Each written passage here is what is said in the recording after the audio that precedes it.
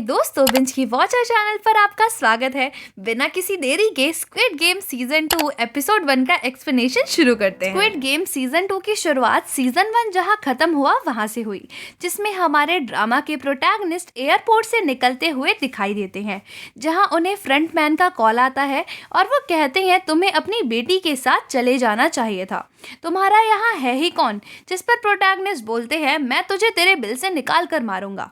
फिर हम उन्हें सियोल जाते हुए देखते हैं, जहां वो एक ब्लेड खरीदते हैं और अपनी बॉडी में चिप ढूंढकर उसे निकाल कर फ्लश कर देते हैं। फिर सीन शिफ्ट होता है डिटेक्टिव जुनहो की तरफ, जो हॉस्पिटल में सपने में याद कर रहे थे कि जिन्होंने उसे गोली मारा वो और कोई नहीं उनके सगे बड़े भाई ही होते हैं।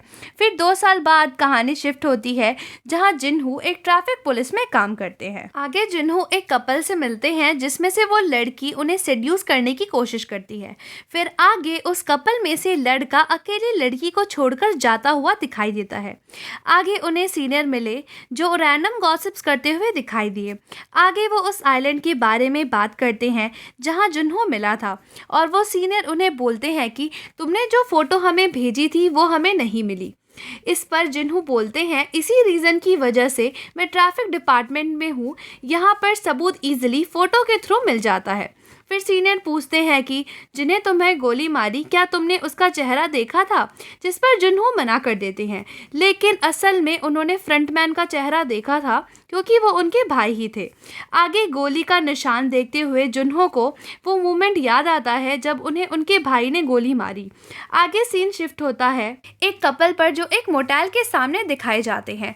उसी मोटेल के सीसीटीवी कैमरे से प्रोटैगनिस्ट उस कपल को देखते हुए दिखाई देते हैं।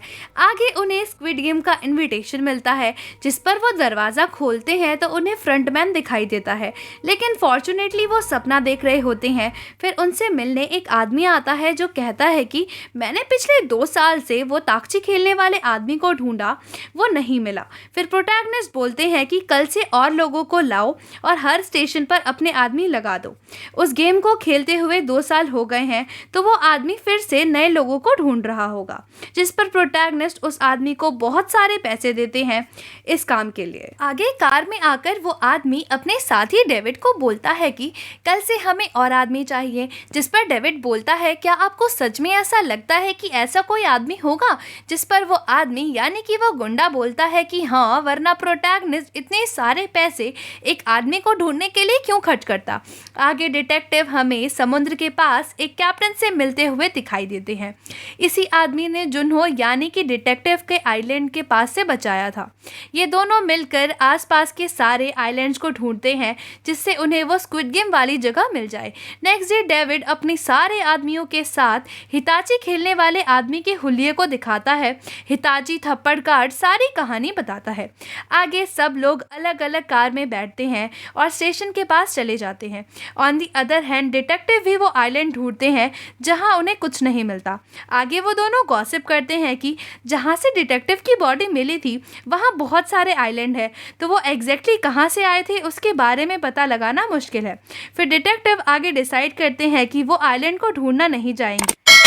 आगे सारे गुंडे डेविड के आदमी स्टेशन पर उस दागची खेलने वाले आदमी को ढूंढ ही रहे होते हैं। कई दिन बीत गए होते हैं और प्रोटैगनिस्ट हर रोज अपने कैलेंडर पर क्रॉस बनाते हुए दिखते हैं। फिर वो गुंडा और उसके आदमी गॉसिप कर ही रहे थे कि उसके सामने वो दागची वाला आदमी दिख जाता है, और वो सेम थप्पड़ मारने के बाद वो इन्विटेशन कार्ड देते हुए दिखता है। जिस पर उन्होंने प्रोटैगनिस्ट को कॉल किया। वो उस आदमी का पीछा करने के लिए कहते हैं और खुद उस जगह के लिए निकल जाते हैं। फिर आगे दागची में जीतने वाले लड़के को दिखाया जाता है, जो उस कार्ड को देख रहा होता है।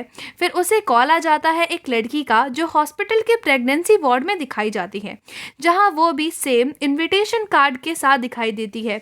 कुछ देर बाद दागची वाला आदमी बहुत सारे बंस और 100 लॉटरी टिकट्स खरीदता हुआ दिखाया जाता है, जिसका पीछा प्रोटैगनिस्ट के वो 2 आदमी कर रहे होते हैं। आगे वो आदमी गरीब लोगों के पास जाता है और उन्हें बन और लॉटरी में से एक चीज़ चूज करने के लिए कहता है, जिसपे बहुत सारे लोग लॉटरी को चूज करते हैं और हार जाते हैं। सिर्फ एक आदमी ही एक बन को लेता है कि उस आदमी ने सारे पेट्स को फेंक दिया जमीन पर और उन्हें पैरों से कुचलने लगा और उसने बोला, आप सभी को मैंने एक मौका दिया था लेकिन आपने चूज नहीं किया। आगे प्रोटैगनिस्ट फुल स्पीड कार कर देते हैं लेकिन उन्हें डिटेक्टिव और उनके जूनियर पकड़ लेते हैं।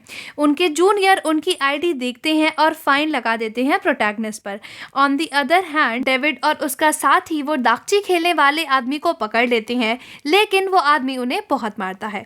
आगे सीन शिफ्ट होता है डिटेक्टिव पर, जो प्रोटैगनिस्ट की आईडी निकाल लेते हैं और फिर उन्हें याद आता है कि वो अपने भाई के बारे में पूछने के लिए उससे मिले थे लेकिन उन्होंने कुछ भी बताने से मना कर दिया। आगे उन्होंने उनकी गाड़ी के बारे में पता लगाया। यह प्रोटैगनिस्ट ट्रैकर की हेल्प से उस जगह पहुंच गए थे जहां डेविड और उस सेल्समैन की लड़ाई हुई थी, जहां पर सेल्समैन उन्हें ऊपर से देख रहे होते हैं। डेविड और उनके आदमी किडनैप हुए होते हैं। उस सेल्समैन ने उनका किडनैप किया होता है और बोलता है कि अब तुम्हें रॉक पेपर सीजर खेलना है और हारने वाले को मैं गन से उड़ा दूंगा। दोनों गेम खेलते हैं और कुछ टाइम बाद चोंग यानी डेविड के बॉस को सेल्समैन मार देते हैं। फिर डिटेक्टिव डेविड के ऑफिस पहुंच जाते हैं। उन्हें वो सेल्समैन की डमी और वो इनविटेशन कार्ड सब कुछ दिखता है। आगे उन्हें एक गुंडा मिलता है जो कि बहुत सारे गन्स लेकर जा रहा होता है। आगे वो प्रोटैगनिस्ट के मोटेल की एड्रेस निकाल लेते हैं और प्रोटैगनिस्ट भी अपने मोटेल चले जाते हैं जहां उन्हें वो सेल्समैन मिलता है। आगे दोनों काइंड ऑफ बहस करते हैं और हीरो पूछते हैं कि तुम्हारे बॉस कौन है, तुम ऐसे लोगों को नहीं मरवा सकते। आगे वो सेल्समैन बोलते हैं कि पहले वह गेम्स में गया जहां मैं तुम्हारे जैसे लोग जो मरते थे उन्हें जला देता था और फिर मैं जानता था कि तुम लोग दुनिया के लिए कचरा हो। फिर सेल्समैन बोलते हैं हम दोनों बारी बारी गेम खेलते हैं, मैं गन में एक गोली डालूंगा और बारी बारी गन अपने ऊपर लगाएंगे और देखते हैं कि कौन बचता है। ऐसे ही वो एक एक करके अपने ऊपर गन रखने लगे। फिर आगे राउंड में सेल्समैन बोलते हैं कि तुम्हारे दिमाग में मुझे पता है क्या चल रहा होगा कि तुम दोनों गोली मेरे ऊपर ठोक दो और मुझे मारकर बच सकते हो, लेकिन देखते हैं तुम गेम को ऑनेस्टी के साथ खेलोगे या उन कचरा लोगों की तरह चीटिंग करोगे। फिर हीरो ने खुद को गोली मारी और वो बच निकले, जिस पर वो बोलते हैं कि अब तुम्हारी फट रही होगी और तुम मुझे ये गोली मारने की सोच रहे होगे, लेकिन तुम्हें ये मानना ही होगा कि तुम अपने बॉस के पालतू कुत्ते हो, वरना तुम ऑनेस्टी के साथ खुद को मार दोगे। तभी सेल्समैन ने खुद की जान ले ली। और दोस्तों, इसी के साथ हमारा ये एपिसोड खत्म होता है। अगर आपको ये वीडियो पसंद आई हो तो वीडियो को लाइक और आगे और एपिसोड्स के लिए चैनल को सब्सक्राइब करना बिल्कुल भी ना भूले। Thanks for watching.